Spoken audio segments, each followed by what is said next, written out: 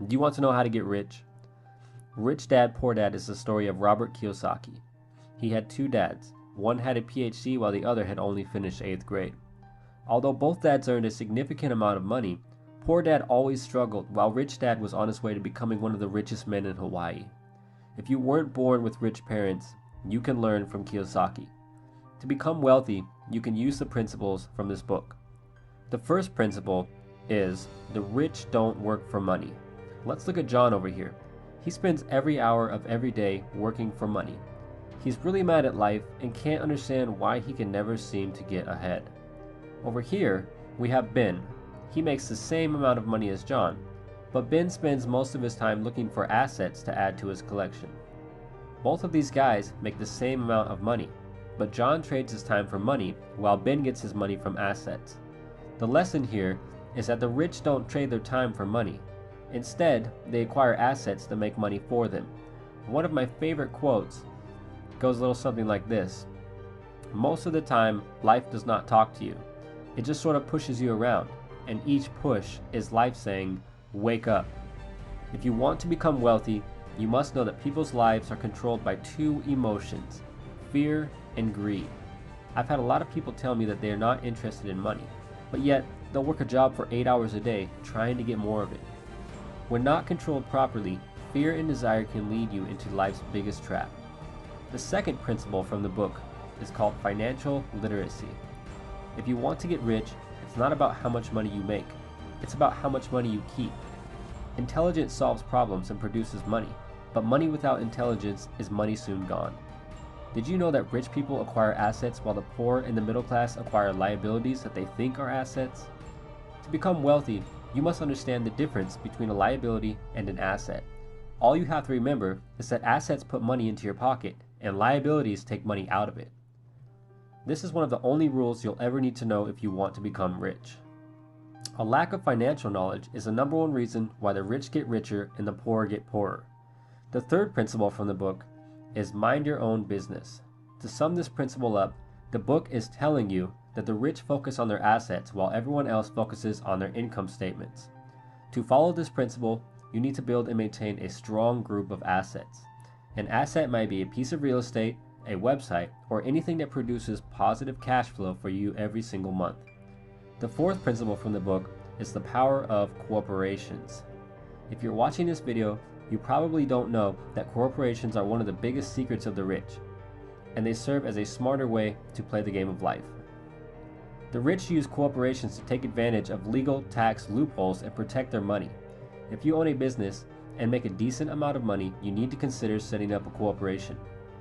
To get rich, the book says that you need to train your financial IQ, which is comprised of your knowledge across several broad subjects. To increase your financial IQ, you must increase your knowledge in the areas of accounting, investing, understanding markets, and the law. Accounting is for reading and understanding numbers, and investing is for using your money to make more money. Understanding markets is the science of supply and demand, and the law is understanding tax laws and how to keep more of your own money. Once again, a corporation is one of the biggest legal tax loopholes used by the rich to make and keep more of their money. Your financial IQ is a synergy of all of these skills and talents combined. Now, the fifth principle from the book is the rich invent money. This principle can be summed up as the rich seize opportunities to invent money. Remember that great opportunities are not seen with your eyes, they are seen with your mind.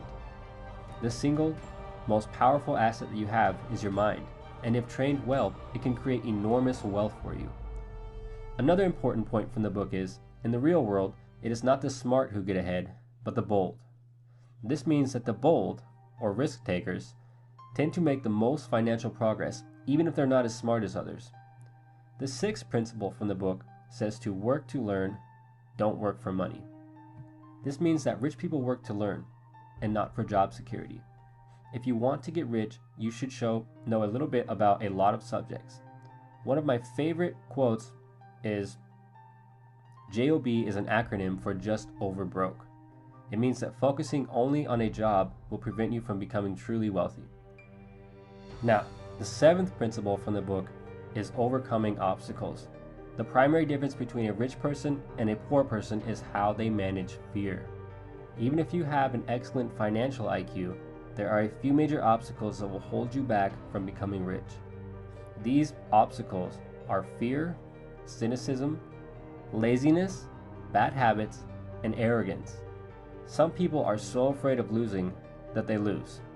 Cynicism is the kind of like another word for self-doubt, and for many, it's a major obstacle. Laziness is another obstacle that we all struggle with. I remember after I first started getting results in the gym, and once I'd achieved what I considered to be a decent accomplishment, I started to get lazy, and I didn't want to go to the gym as much. The same laziness that prevented me from going to the gym can hold you back from becoming rich. Bad habits can have the same effect. Stop watching so much television and going out to drink on the weekends. The final obstacle that everyone must face is arrogance. Robert Kiyosaki said, "Every time I've been arrogant, I've lost money because I believed that what I didn't know wasn't important." Don't let arrogance steal your money. Now, let's look at the 10 steps to awaken your financial genius. Step number 1, find a reason greater than reality. The power of spirit. Have a strong reason to pursue financial independence. Step number 2, make daily choices. Choose your daily activities wisely to invest in your mind and goals. Step number 3, choose your friends carefully. Be careful who you choose to associate with. Step number 4, master a formula, then quickly move on to the next. Financial success is closely linked to how quickly you can learn new formulas for making money. Step number 5, always pay yourself first to enhance your self-discipline. If you can't control yourself, don't try to get rich. Step number 6, pay your brokers well. It's hard to measure the power of good advice. Step number 7, be an Indian giver.